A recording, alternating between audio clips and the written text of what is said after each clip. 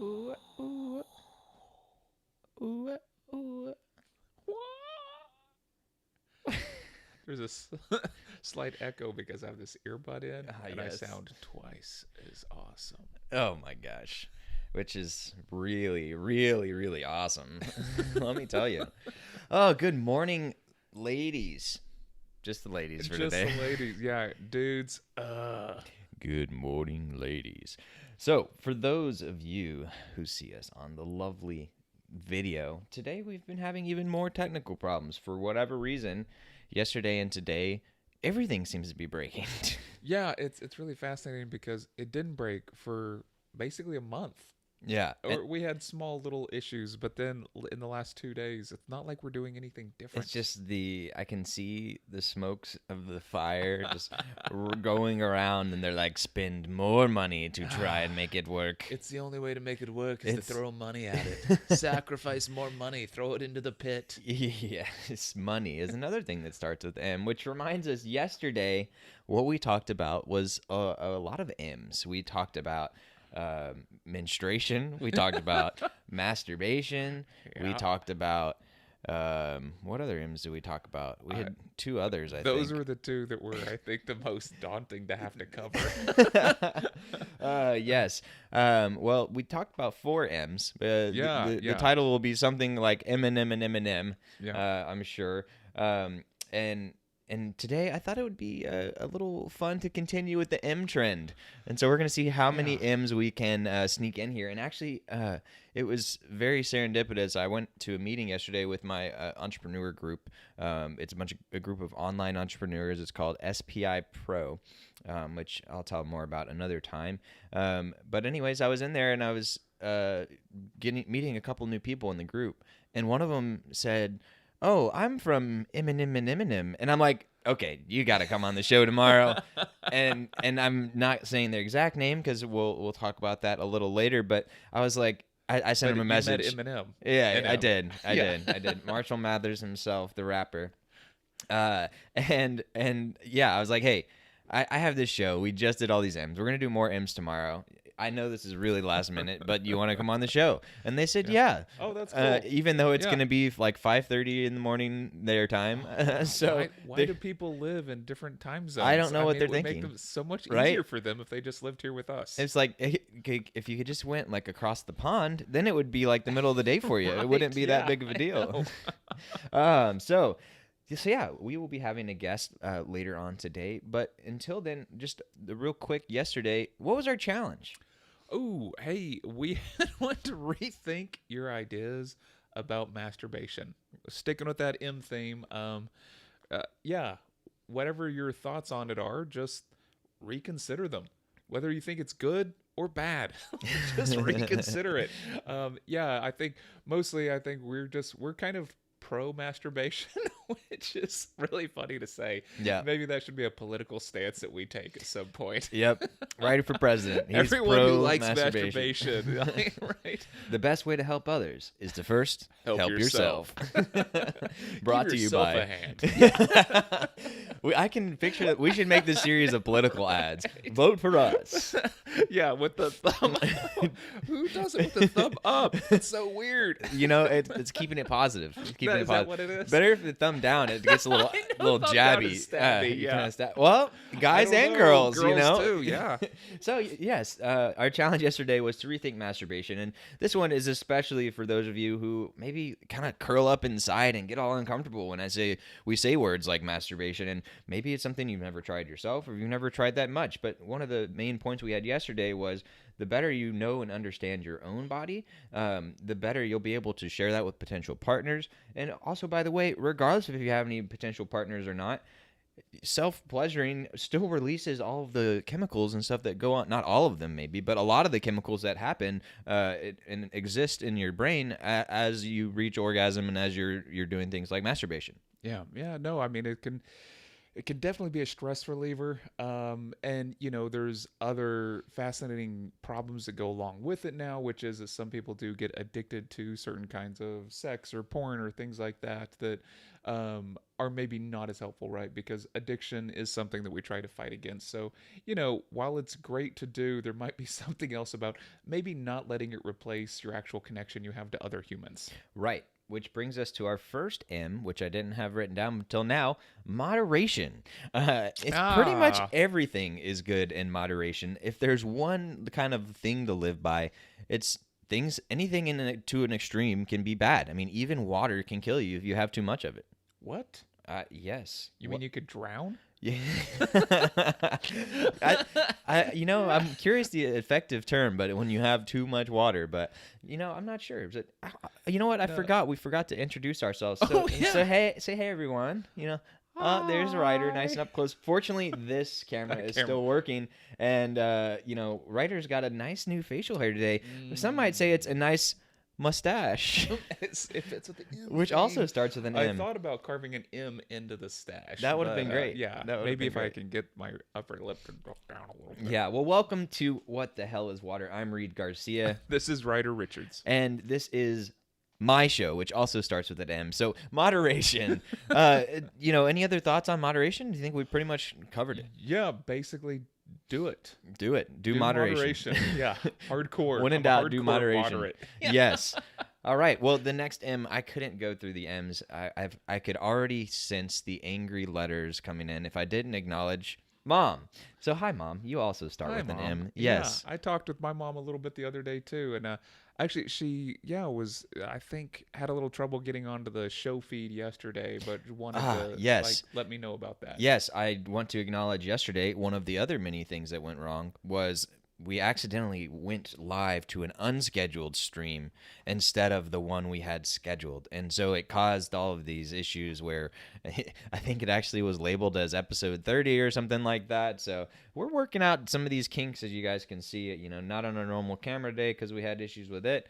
So you get to see a little more zoomed out. And we've messed up the overlays and stuff on here. But one of the things we've put in place to help with that are checklists. Which we're going to talk more about on a future episode, because I couldn't think of, maybe it's like a manifest of things to go through. That's like a shipping manifest rather than a manifesto. Yes. But one of these days we should get into manifestos. That's maybe a communist one. Yeah, why not?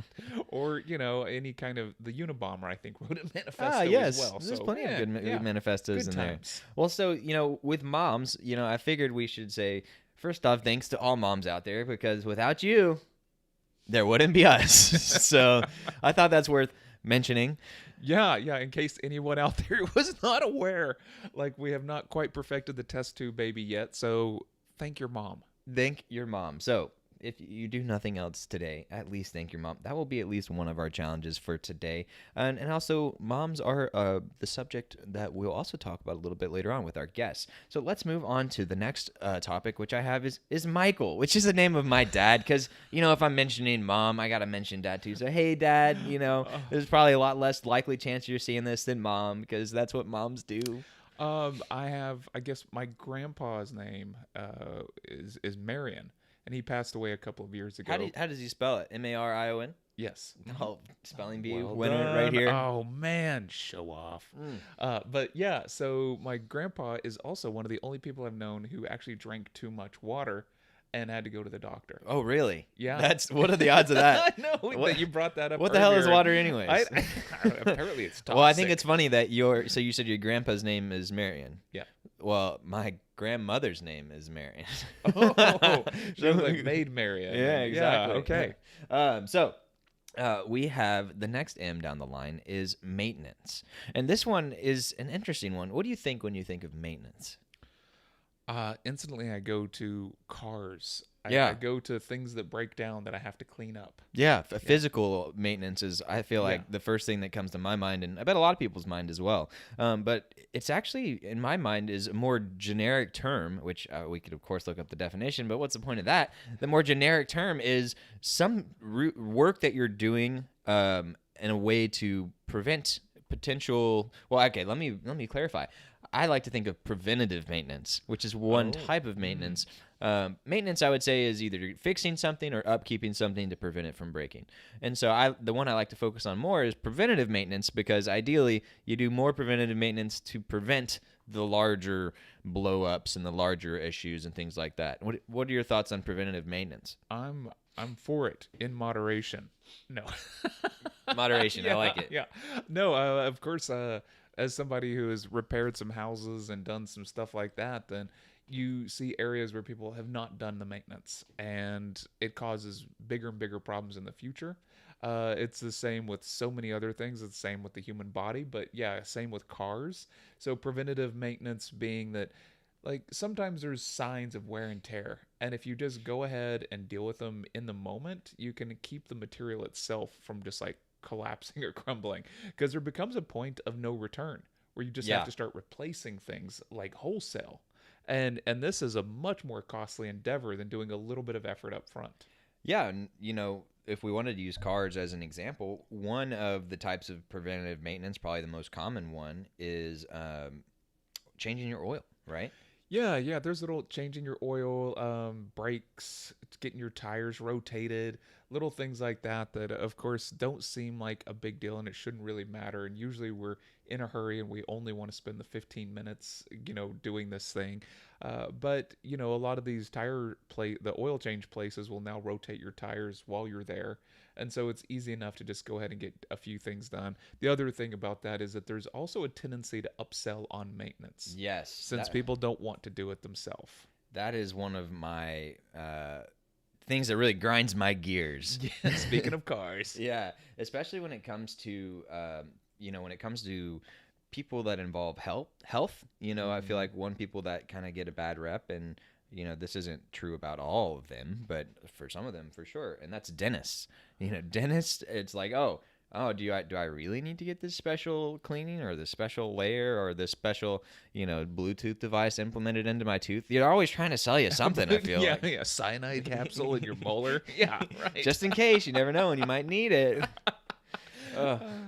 Yeah, homing beacon. Yeah, I mean, who knows? There's so many weird things, but I have also noticed that dentists, chain dentists like Monarch, for instance, or something like that, when you show up with them, I think it becomes really difficult because they are a corporate business that is trying to upsell.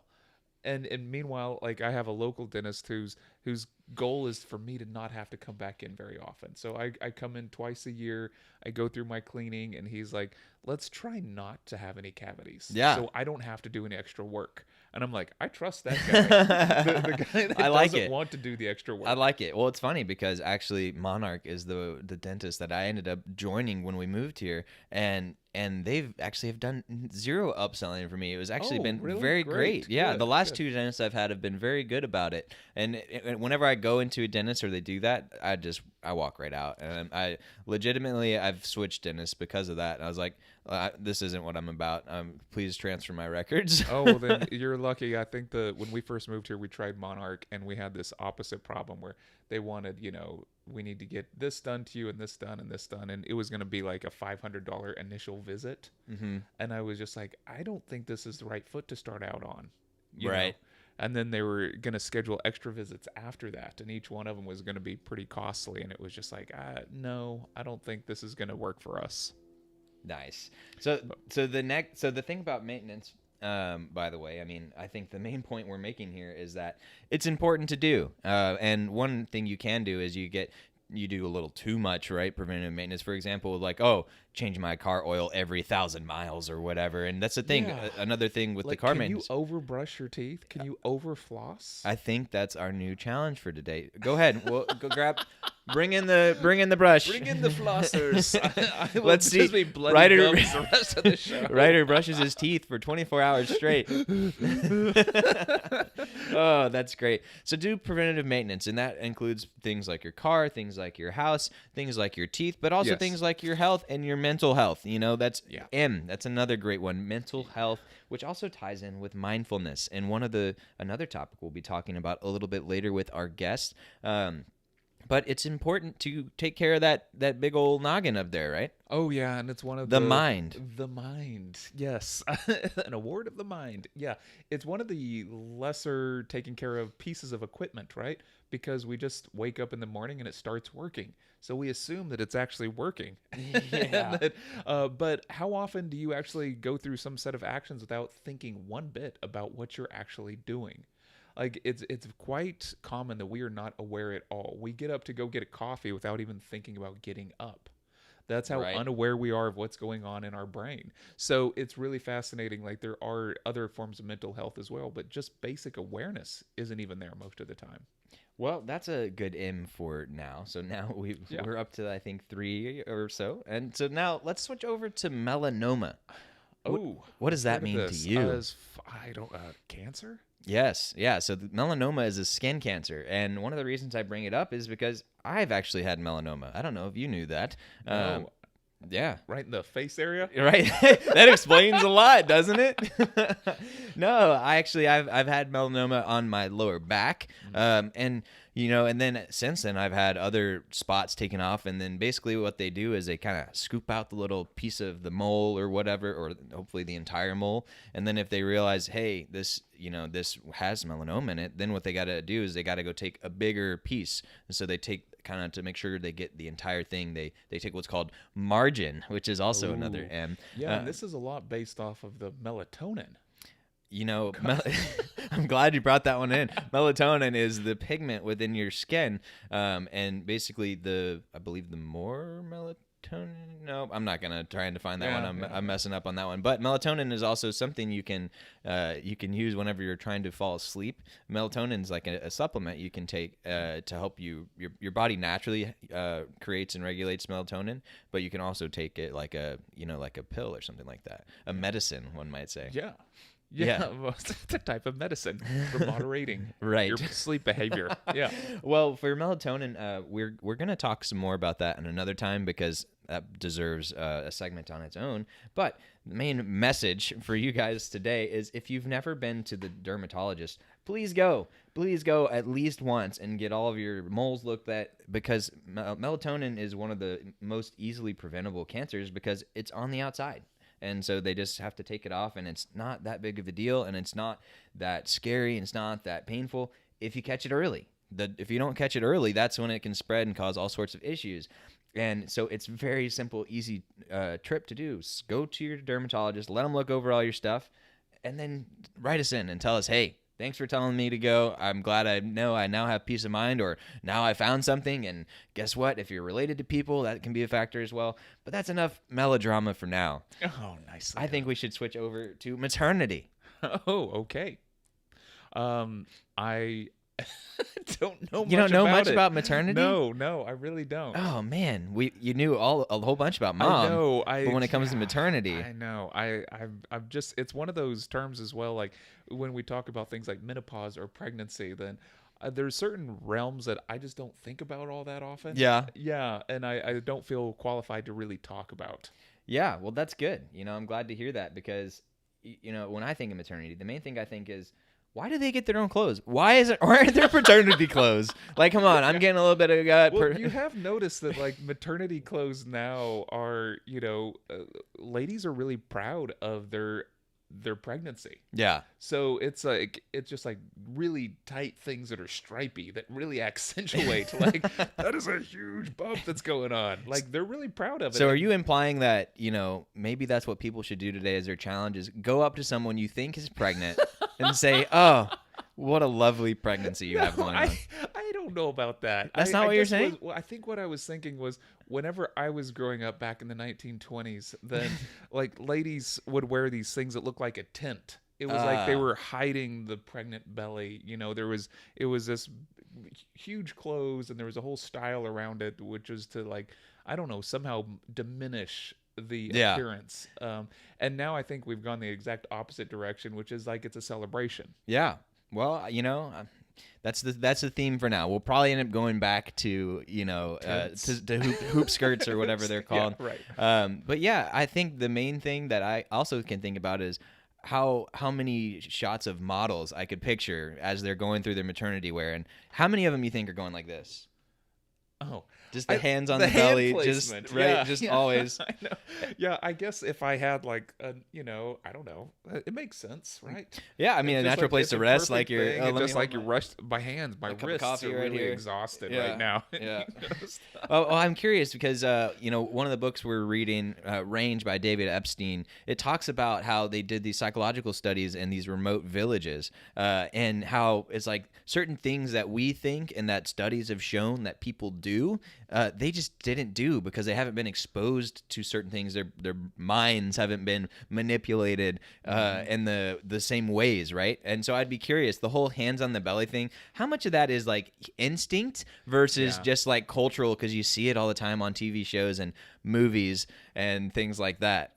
Yeah, geez, yeah, that's an interesting one because I also a weird one that's slightly related is Andrew Huberman says that after you meet somebody, one of the first things you're going to do within roughly 30 seconds of meeting somebody and shaking their hand is you're going to put your own hand on your own face. You're going to take the chemicals off of their hand and you're going to smear it all over yourself. That sounds lovely. Yeah, and people think they're like, no, I don't do that. That's ridiculous. And yet we find that we're animals and Yeah. that we still do these things. And so there's are some things that are just built into us. So it would be fascinating to know if this was like a cultural thing or it's just like Right. this is a super easy place to put my hands. That's very comfortable. It's like hands on the hip. That's comfortable. Well, I think, as medical technology progresses in another 5-10 years, they're just going to start cutting little hand warmer pockets. You just little slide it in. Yeah. Cell phone pocket, Yeah, why not? and play a little baby Mozart, make sure you're getting them traded up Yeah, right. we just have little skin pouches everywhere. Yeah, that would be interesting. So the next topic that I wanted to talk about real quickly, then we're going to get to our guests, is another one that you don't know very much about at all, and that's maturity. I have heard of this. Yeah, what do you know about maturity? What do you think about maturity? I think about wine. I think about grapes. I definitely don't think about people at all. I No. think about how good booze. That's usually what comes to mind when I think of maturity. Maybe nice cheeses. Yeah. Yeah, What's things your- like that. What's your favorite kind of cheese? You like a really aged? You like really funky cheese or not? I've kind of gone through phases. We have something that Sue-Ann gets from Trader Joe's. It's like I don't know. It's got like Syrah in it or something that's really lovely. But yeah, no, I'm kind of actually a normal cheese guy. I don't really get into blue cheeses. I think brie is only good on occasion. It has to be very specific. However, goat cheeses I'm usually pretty down for. I know a lot of people that are kind of repelled by them. Oh yeah. Yeah. Goat's right on that edge for me. It's like if it's just the right amount of goaty, it's okay. But if it gets to be too goaty, I'm like, no, that's a little too funky for me. Yeah, if we're gonna stick with M, I think there's one called Manchego or something like that. Yes, I like Manchego. this one. Yeah, I like that one quite a bit. Oh, we had one other thing just pop up off the side, and that was marsupials. Marsupial.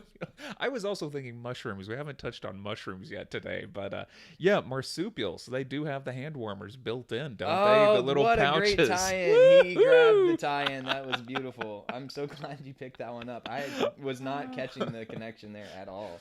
Yeah. little hand warmers for kids. Little hand warmers I for like it. kids. I like it. Oh man, so the other one that comes up after maturity is mastery. It's Yes. kind of similar with that aging process, but a little bit different. Yeah, I think there is something about okay, so going back to maturity real quick, like the idea that as you mature that you could master something sort of implies that it would take time, and that sort of time or maturity comes through certain levels of sort of wisdom of encountering certain problems over and over again is one of the things that I kind of think about. So mastery being sort of a dedicated focus on a certain set of problems in which your judgment over time takes into account variables that other people do not think about. Oh yeah. Yeah, it's one way of, I guess, for me to talk about it anyway. So yeah, it's one of the things I'm kind of kicking around lately is what mastery actually looks like, because I'm kind of interested in this idea of having a craftsman mindset that is coming from one of the books that we've read. Mm-hmm. So yeah, that book is So Good They Can't Ignore You by Cal Newport. Okay. And there's a whole section in there about having a craftsman mindset, and it kind of ties back to a guy named Matthew Crawford who wrote the book Shop Class's Soulcraft. And one of the ideas is that the way that you think is based on the way that you interact with the world. And the way you interact with the world can have different mindsets. And the craftsman has a very attentive mindset to the reality that is outside of their own mental representations. Well, that was a sentence right there. Woo, man! Run that one back for me one more time. Yeah. What do you mean by that? Yeah, I think that what he talks about in the book is that there is a world that is in front of us, that there's a shared reality. Yet increasingly we have become individuals that deal with the world through our representations of the world. So we have ideas about how the world should work, and to be a proper individual, there is this idea that comes down from through Kant and Descartes. Descartes says, I think, therefore I am. Therefore, we have championed thinking to such a level that oftentimes to be a good individual means that you have a form of thinking that is unique. Yet we operate in a shared world. So we sort of champion individuality through our form of thinking. And one of the kind of problems that Crawford brought up there is that this shared reality, when we're thinking all the time, we have a set of rules that we're operating by that are usually sort of models that we have made up that don't actually react very well to reality. And so as an artist, to make a good drawing, I actually have to kind of give up on the mental model in my head of something like what a face looks like. And I actually have to stop thinking about what a face looks like and actually be attentive to reality itself, which is light and shadow falling on a weird lumpy object, right? And so when I can do that, that is a skill set, that is a craftsman mindset, to be attentive to reality instead of your representations of reality. Nice. Well, give me 1 second here as we transfer over to our guest here shortly. And actually, while we do that, why don't you tell me a little bit about one other thing you don't know that much about? Manliness. Well, I usually, when I want to be manly, is I just shave off some silly facial hair. That's mostly how I do it. There is a podcast called The Art of Manliness, which is actually a pretty fun podcast if anyone wants to hop on there and check that out. The guy does it. It's not toxic masculinity. It's more along the lines of what does it actually mean to be a man today? Increasingly, one of the complaints that I've read about is that a lot of men today don't know what it means to be a man. Yes. And they feel quite lost in the current world, where being what they thought was a man is now considered toxic. And when your job isn't nearly as important as it used to be, or somebody else can take your job quite easily, your job isn't secure, you aren't the breadwinner, then how do you move through the world if your entire identity was built around being able to earn money? Right. So one of the things is, how are we redefining manliness in a way that has that takes into account the new world, the new way that the world works? Well, manliness and what it means to be a man in this day and age is something we'll definitely be talking about more on this channel, and toxic masculinity and what that means as well. But you know what is a really good thing that's the opposite of manliness? Womanliness. Femaliness and momminess. And so fortunately today we have a couple of people who are experts in the momminess and also the mindfulness. And so today we're going to bring on Shilpa and Tanya, and they have a podcast that they call, and hopefully I don't mess this up, they can correct me if that's the case, Mindful Mompreneur Moments.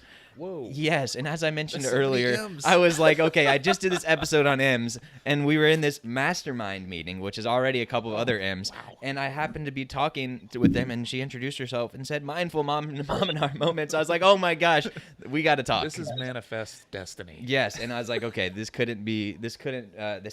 manifest destiny. Just took me a second to get you. Serendipity at its finest. And so with that, I'm going to bring them on. And here we go. Hello. I'm going to have to move you around a little as we're working with our new overlay here. So, she's moving too. Oh, okay, we're good. Good morning. Good morning. You guys are awesome. I love this conversation, and your humor is just contagious. I love it. No, I just love your humor. I'm like, oh man, we need to be a little more lighthearted as mommies.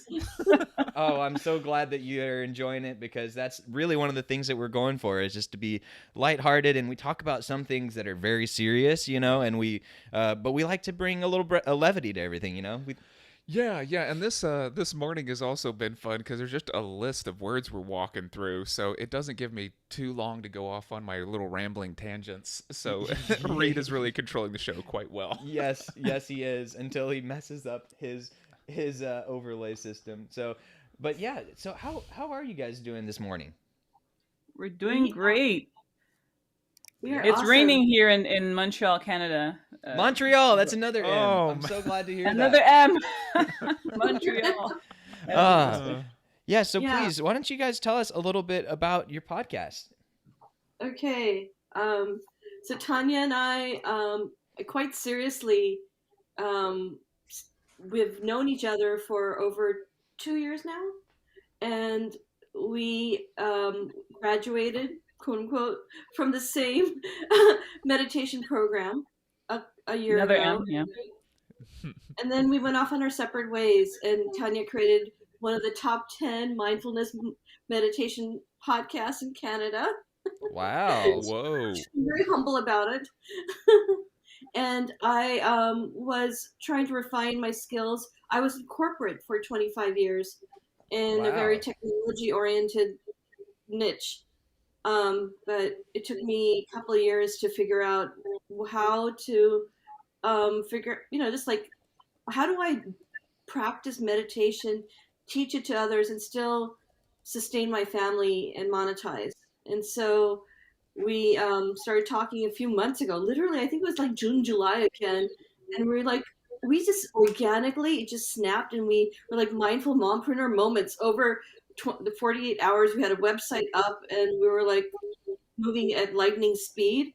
And every Monday we do Matcha Monday.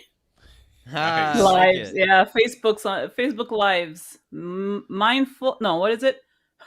Matcha Monday with the mindful mompreneur moments. That's some M's right there. That's some See- M's right there. Y'all are Listen, we winning. have matcha. We have our matcha right now. Yeah, we always have our Oh. matchas with us. Yeah. Yeah, so for people who don't know what matcha is, give us a little quick spill on matcha. Very, I would say, antioxidant filled green tea. You can have it with almond milk, or you can have it as a tea. That's cool. Yeah, Yeah. and you got to use some special kind of whip or whisk as you're doing it, right? My special whisk is this green spoon. Oh, I like it. But I do have that whisk that you're talking about, but I have Yeah. an actual tea bag for this one. It's like not very fancy matcha. Okay. So it comes in different forms.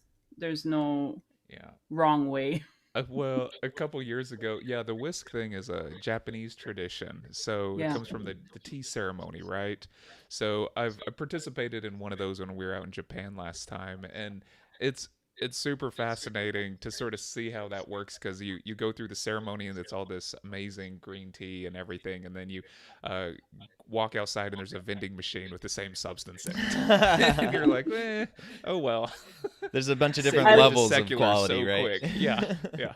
I love how cultured you are. I mean, Japan, you went, I'm sure, anyways, that's for another episode, but you guys are just doing great. I feel like you're super cultured. You get information from everywhere, and it's just fantastic. Well, I gotta say, we may use that as one of our testimonials. Yeah. I'm glad you picked up on that so well from our 30 minutes so far. Or yeah, 30 If there's- seconds. If there's any more compliments you want to give us now, no. Yes. Actually, when I was in China the other day. So let's define your M's that you guys mentioned here so far. So you guys have, first off, let's talk about mindfulness. What do you guys think of mindfulness? What is mindfulness? So mindfulness, to me, I speak maybe for Shilpa a little bit as well, is everyday life being aware of everything. It's not necessarily just meditating and being, and blanking out. It's being present and really feeling what's going on at the present time. It kind of intertwines with awareness, being mindful, just really being there, right? Yeah, it's being present, and it's a practice. So it's not like, oh, I've arrived, and I figured that out. So I'm already mindful. No, it's like every day, like something might trigger you. I mean, we're still human, and you're like, okay, am I with my breath? Am I aware? Am I present? Am I feeling gratitude? Because yeah, something spilled. My son's laughing because he thinks it's funny, and here I'm like having to clean something up for the 10th time. And then you're just like, oh, but there's a child's laughter in the background. Just being them present. Yeah, Yeah. no, I like that a lot, and it brings to mind one of the things that I learned this summer. I took it was called a emotional fitness class, which was really cool because it really helped shift that mental health from, hey, this is with therapy. I feel like a lot of people think it's like, oh, when things break or when things are wrong or something is screwed up, that's when you go. And we were just talking earlier about maintenance, and I think the more people view mental health as something that they do this preventative maintenance on, and they practice this mindfulness, the better. And so in this emotional fitness class I took, I learned about self-awareness, and I thought I was pretty self-aware before going in. I actually rated myself pretty good, but then when I was in that class, I realized there's two parts to self-awareness, and one is being self-aware to recognize, how you're feeling, what's going on, things like that, and then the second part is either doing something about it or being okay, in, say, for example, you're feeling really down. Like, I recognize I'm kind of depressed right now, and that's just how I'm going to feel for a little bit, and that's okay. Or if there's some things I want to do to try and work on it, here are the steps I can do. So those are some things that come to my mind when I think about mindfulness, is self-awareness. Yeah, that's great. That sounds like an awesome class that you were in. Yeah, it was Yeah, very helpful. even So goes into. Oh, sorry, you go no, go ahead. ahead, please. Yeah, it even goes into things like becoming self-aware of your body, and you're like, well, there's this nagging feeling in my, I don't know, like my right knee. So that's going to trigger me all day, or am I aware and maybe I can do something about it? Yeah, yeah. So that's the mindfulness part of it. And then the next M that we've got here is mompreneur. Mompreneur. It seems to be a combination of the words mom and entrepreneur, but is that what you're going for there? Yeah, Absolutely. Yeah. It's it's a it's new pretty coin simple. term. Yeah, just a coin term that I'm hearing more and more, but particularly, I think it really applies to Tanya and I, that we did have a whole other career, and transitioning into becoming an entrepreneur was more than just becoming an entrepreneur for both of us, because we do have, well, she has three, I have one. But it still feels like, there's a responsibility there. But my catalyst, and I think Tanya will share her insight as well, to becoming an entrepreneur, is that I want to spend more time with my son. I'm an older mom. I worked most of my career. Yeah, yeah. So for me as well, it's a matter of wanting to be around for your loved ones a bit more. And there's a misconception of entrepreneurship and the amount of time it takes to actually build a business. So you might, if you don't do it right, you're going to be taking a lot of time away from your family Hmm. as an entrepreneur. But I think again, when you're mindful and you're doing stuff in the back of your head, you're always thinking of what are my values. Okay, so if I value my family, then I have to be able to integrate time for them, box in that time, and I say, no matter what, this is for my children and for my husband, and then the business will come at another block of time. So yeah, for in terms of being mom and an entrepreneur, I think it's a matter of balancing the time so that you can integrate both beautifully. I don't know if there's such a thing as balance, because when you love what you're doing as well, it's like you're just doing so much of it, and so something's gonna give. But if you put some priorities, then everything works out. Yeah, it sounds like one of the most important things to do is manage your expectations, right? And be realistic about them and have grace for yourself, because I imagine, you know, I would think being a mom is kind of like being an entrepreneur. Like, sure, you have a little bit of an idea of what may come up, but every single day you never know what might happen. Is somebody gonna spill something on your laptop? Is somebody gonna throw cheese at the wall? If your son's writer, then it's like all bets are off. Who knows what's gonna happen with that? So you gotta be light on your feet, be able to pivot, be able to adjust to the circumstances that are going on. I feel like they're two very complementary skill sets. And whether or not moms out there realize it, they probably could consider themselves entrepreneurs in some way. The main thing that's missing is, instead of making money, being a mom oftentimes is spending lots of money, right?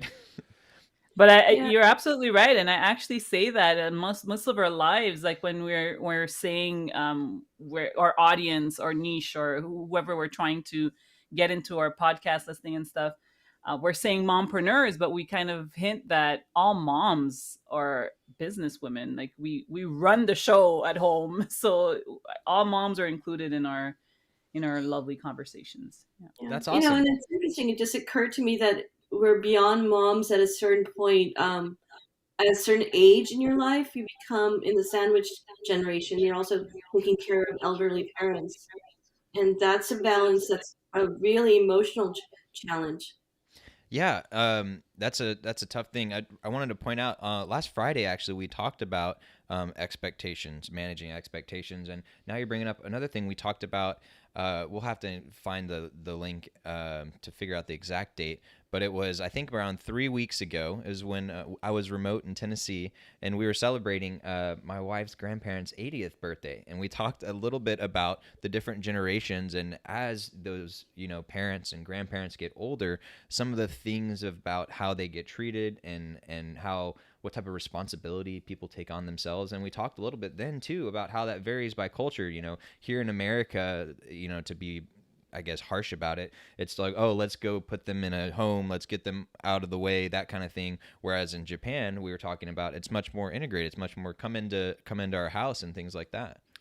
Yeah, there seems to be different models for it, and it is also, oh man, yeah, that's a tricky one, especially if you have the kids with you as well. And I think a lot of it has to do with economics, and so this is that entrepreneurial spirit again that is also, it seems to be also be bound up in the idea that we need to actually have money in order to have options in the future. So there's a whole lot of complications there. It's almost like it's difficult to just do one thing anymore. You can't just be a mother. You can't just be a really good kid to your parents as they get older, and you can't just be a business person. You've got to be doing all of them all the time, wearing multiple hats. Yeah, another term we've used is, instead of, work-life balance, the work-life integration. We had that discussion the other day as well, which it sounds very much kind of like, this mom and entrepreneur, kind of what y'all are talking about. It's really hard to separate those things, especially the more you do and the more you care about it. So yeah, that is an interesting one. Any thoughts on that? Yeah, well, Yeah, we you mentioned earlier that the expectations on men have shifted, and what's interesting about that is that when I met my husband, my parents are Indian, but I was raised in America, and I met a guy who was very like, I call him the Renaissance man. He didn't have these expectations like your role, my role. We just sort of fell into this balanced relationship. And what's interesting is that that balance carries into even now how we treat our elders. And he's American, and I have these old school Indian values, but we still, and he's from the Midwest, so he's got these Midwest values. But the expectations aren't like as pressing on him, like, oh, you're the man, you need to do X, Y, and Z. It's more balanced. That's good. We're yeah. glad to hear that. Yeah, that it sounds good that there's a few of them out there. Yeah. Yeah, absolutely. And I think that coming back also to wearing many hats, I think as humans, we're all so multifaceted, and we have to embrace that and be able to find the empathy. I find that when we talk about being multifaceted, we have to kind of view every other human as being as such as well. So if they're going through something that's kind of like, if their attitude or something's happening that's rubbing you the wrong way, you kind of have to think, okay, it's a multifaceted human who's going through something right now, so let me just be mindful and let that let that one pass. Let's just walk away. Multifaceted. That's another great M. Oh And yeah, that's also, another M. Yeah. Well done. the exact thing you were just talking about was something that came up, ironically, coincidentally, when we were talking about menstruation yesterday. We were like, hey, that's something that's going on in a woman's life where it's not necessarily presenting itself externally, where you walk into a room and you can't just be like, oh, that's going on. But maybe it's like something to consider, like, oh, someone's especially emotional today, or maybe they feel like they got triggered, or they had an outsized response to something that happened. being mindful of, hey, that person may have something else going on in their life, and maybe in this case it has to do with menstruation, or maybe it has nothing to do with that at all. Maybe they're just having a bad day, or maybe they just ran out of M&Ms, you know. Yeah, and that empathy. Yes, you know? exactly. I mean, yeah, you're. Yeah. we're I find talking it so about nice that. that you actually mentioned that, and coming from you, it's so mindful. And can you imagine coming from like a CEO who doesn't give a crap about how you're feeling because you're menstruating? Like, it's just so Right. nice that men are able to talk about it, certain men, and understand that the hormonal balances are kind of off at times, and it's just what it is, you know. Well, the thing is when you have a co-host like Ryder, you recognize that, ooh, sometimes it's just a roller coaster for everyone. And then when you Yeah, throw Reed, in, Reed loves just throwing these topics out in the middle of our show. What do you think about menstruation? And I'm just like, oh, Reed, dang it. And I gotta say, I was a little worried, you know, when I'm sending the email to you, and you're like, "Oh, what are the M's you talked about?" I'm like, "Oh gosh, Oh, this is no. like the most like controversial sounding topics we've had yet." We're talking about menstruation and masturbation. Hopefully, we don't scare them off too much. All good. Our M's were different, so we just kind of like, okay, we're glad that one passed. Yeah, there you go. You got past that one. So the next M I have for you guys, we had mindful, we had mompreneur. We talked a little bit about mindfulness as well, but the next one is moments. You know, then your name. So what are these moments that you're referencing here? It sort of was inspired when Tanya and I were trying to come up with a unique name. First off, just branding ourselves, but it really deeply resonated with, wow, in the end, we're doing this. What is our why?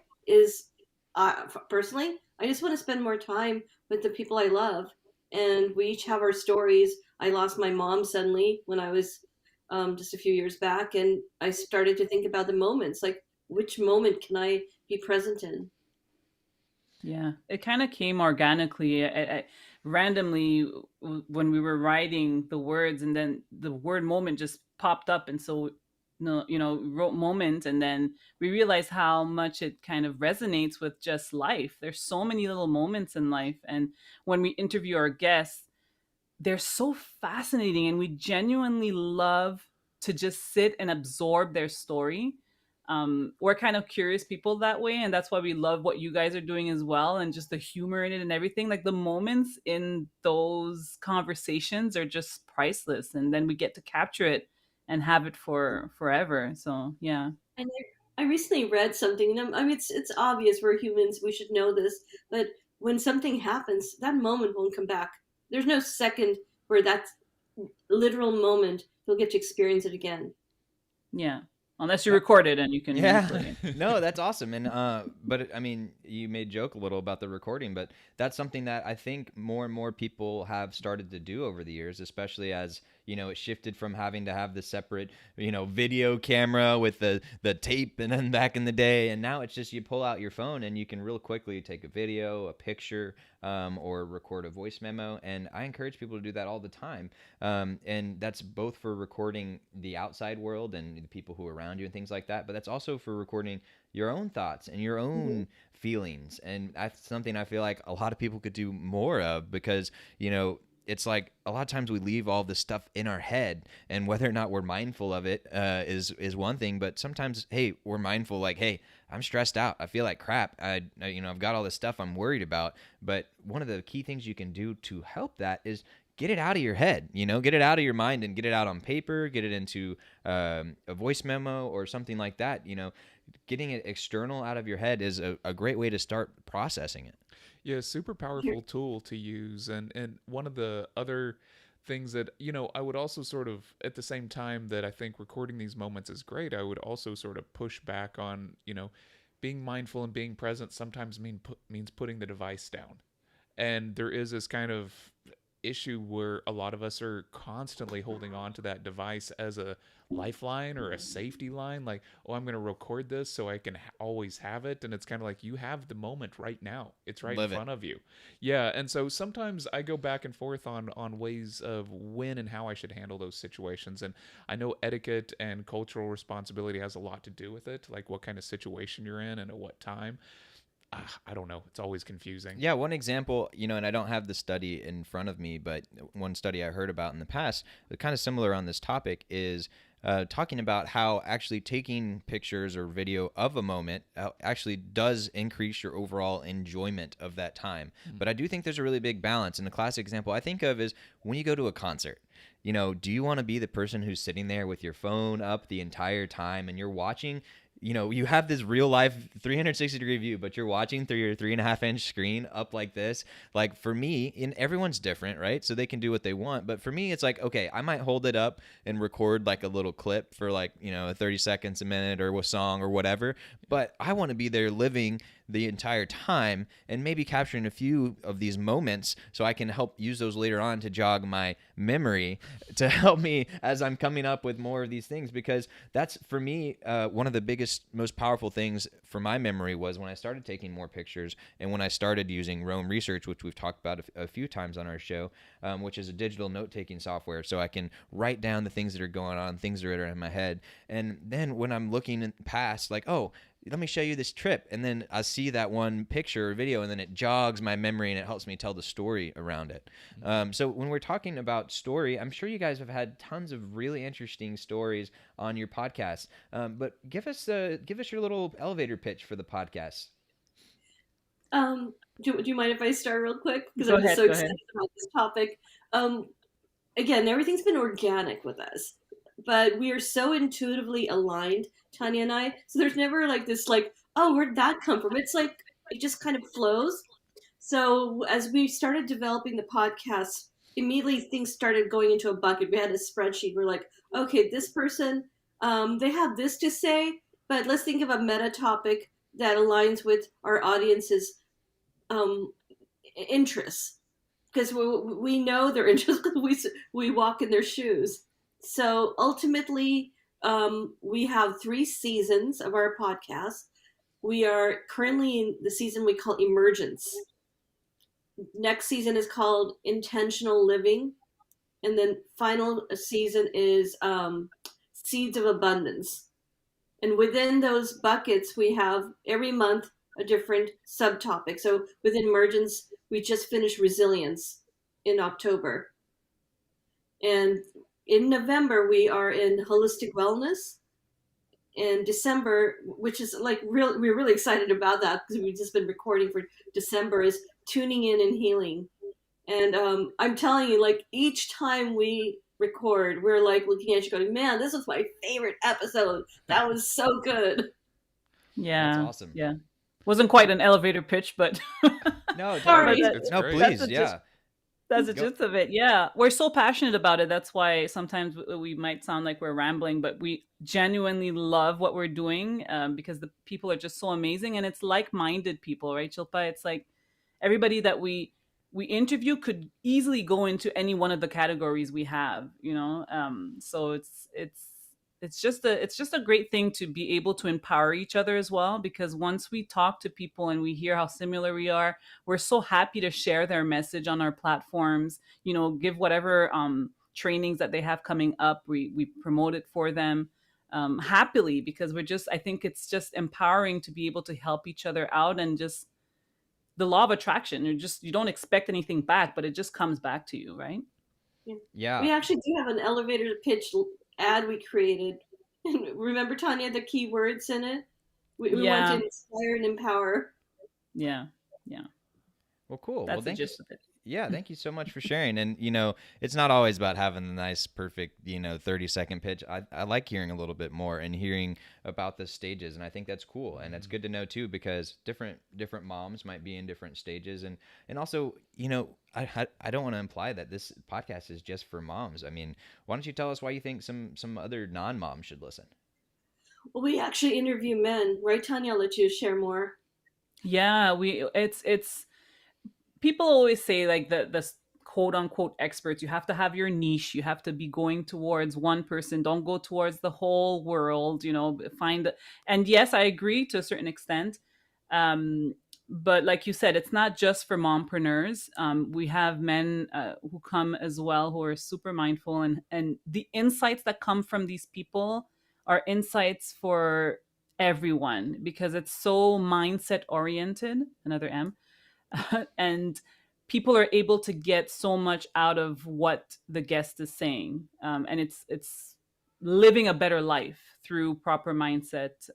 So it's that's why it can be for everyone. Yeah. And it's actually not just for moms. Like we have women as well who are, we call them moms of all sentient beings. They might be moms of dogs or stepmoms, or they don't have children, but they represent their ability to be mindful towards other humans. That's awesome. Yeah, I'm so glad to hear that. And one thing that I like to point out is I think it's valuable, really valuable, to hear other people's stories because it helps. This is one of basically my wife's life mission is to help other people become more empathetic, and by learning other people's stories and what they're thinking, what they're feeling, what they're going through, that really helps you understand more of what other people may be going through. And next time you step to go judge or take some action on somebody else, you might take that pause and recognize, oh, there's something else going on, or let me hear more about their story. So I think it's really valuable to hear some of these stories. So yeah, they can find your podcast on Spotify. I've dropped the link in the chat. And as you can see on screen now, it's Mindful Mompreneur Moments. And Nailed it. Yeah. yeah, good. I'm glad to hear that. Are there any other last things you'd like to add to the show? We'd love Oh to well, have actually, we're gonna shamelessly pitch our upcoming workshop that we're No gonna shame have required. Please go away. with an amazing NSM neuroscience. What is it again? neuromic. NSM. Anyways, That's good enough. NSM coach, yeah, Kirsten Johnson. So we teamed up with her, and we're going to be having a workshop December 11th and 12th. So for whoever is listening and wants to find out more, they can check out the Mindful Mompreneur Moments. On Facebook is a bit better. Our website, to be honest, doesn't have that much up yet, Yeah, but all of the information. most of our content's on Facebook, Mindful Mompreneur Moments. It's a 2-day workshop. 2022 is going to be the biggest year of transition for women making a pivot, particularly post-pandemic. There's been a lot of surge of transition. And what we're doing is we've developed a toolkit, teaming up with a neuropsychologist and coming up with tools that help women. So we go beyond the woohoo, like, yeah, we teach you how to meditate, but these are very practical tools. That's Yeah. awesome. And I've included a couple of the other links in the chat. The one I'm not sure that I had, might have been a copy paste error, was directly to your Facebook page. Oh, well, of course now the freaking auto Siri thing popped up on my computer. I need to disable that. So if you guys will send me that email, I'll add that to all the descriptions so we make sure we have that. But I've also included your website and your link to your podcast. So we're excited to hear about that. So one more time, in a couple seconds, the event you have on the coming up. Why don't you tell us one more time? Yeah, so it's the MMM Toolkit, Transition Toolkit with Kirsten Johnson on December 11th and 12th. From the comfort of your own home, it's a little workshop that will help you transition and make 2022 your best year ever. I love that. Well, thank you so much for joining us today, Shilpa and Tanya. We are so glad to have you, especially last minute, and especially, I know for at least one of you, it's super, super early in the morning. So this has been magnificent, if I do say so myself. Yes, thank you very much. Yes, thank you so Absolutely. much. From Carlsbad, California. It's been a little bit early, but honestly, I think it was such a serendipitous moment that you found the MMMs and made a connection. So Well, thank you sometimes so much for these inviting us. magical things happen when you manifest them. Absolutely. Magical choices. Manifest. Yes. Y'all Thank have you a so wonderful much. day. You you. too. All right. Well, that was really nice, wasn't it? Yeah, that was great. It was just really lovely to sort of listen to them wrapping those things up, and the idea of giving a workshop that you actually have tools to help you like learn these skills and process how these things happen. We know these things are going on, and the idea that you have a support network out there is just phenomenal. Yeah, I think that's so great, and I'm very glad that we had them on. I'm glad I happened to go to that meeting. You Yeah. know, it went well, and I'm glad I heard all the M's, and I was like, oh, well, this just if it hadn't all lined up just that way, it probably wouldn't have happened. So that's Yeah. a pretty interesting thing to do. So we're gonna wrap up here today. What should our challenge be for today? Oh, I would, man, I don't know. I would like to do it around something with the podcast there. And I really like the idea of that neuroscience workshop. If I had to do a challenge, what I want to do when I get off today is go look it up. And I want to see what's going on there because it sounds fascinating. I'm not a mom or really an entrepreneur. I don't know what I am at this point, but getting any kind of mindfulness tools seems great for me. Yeah, so that'll be your challenge for today, and go check out some of those links that we shared in the chat, and we'll put them in the description as well. Or at the very least, go give a listen to part of that podcast, the mindful. Oh no, I'm gonna mess it up now that I've Yeah. closed all my things. Mindfulness Mompreneur Moments, I Yes. believe is correct, right? Yeah, okay, I got that one correct. Sometimes when you get all those M's, it's easy to get a little tongue-tied, am I right? Well, the last thing that we wanted to do, we wanted to end with something that's actually pretty exciting, and the next M involves millions. What? Yes, millions. And that is, Ryder, I'm going to give you $1 million. I just think you're so Yes. you're so wonderful. Oh, that's why I got on this podcast. Quick, give it to me. And then Yeah. I'll run away. Yes. No, and today it's just going to be a little bit of a tease, but we have something coming up starting today called 7 Weeks to 7 Million. And what exactly that is, you guys are just going to have to wait to find out. But today, today to the end of the year, there are exactly 7 weeks. And so we will be doing something that has to do with 7 million. And we'll be telling you guys more about that probably on Monday. But you never know, because Monday is another M. Will they continue the M's for another day? Everyone's going, no. No, please stop the M's. it. Get away from the M's. Well, that has been our show for today. We hope everyone has a wonderful weekend. Yeah. And go be a little bit mindful, and Yeah, go. yeah. Check out their workshop. It sounds cool. Yeah. With that, everyone have a wonderful day.